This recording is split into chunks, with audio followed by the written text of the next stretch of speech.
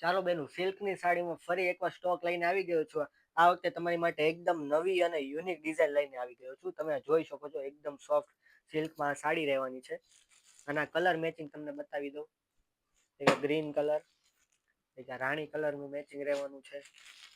આ off white કલરમાં એક રહેવાનો છે. આ ટાઈપમાં દરેક યુનિક અને પેસ્ટલ કલર ટાઈપમાં રહેવાના છે. જોરદાર તમે જોઈ શકો છો. એક સાડી આખી તમને ઓપન કરીને બતાવું છું.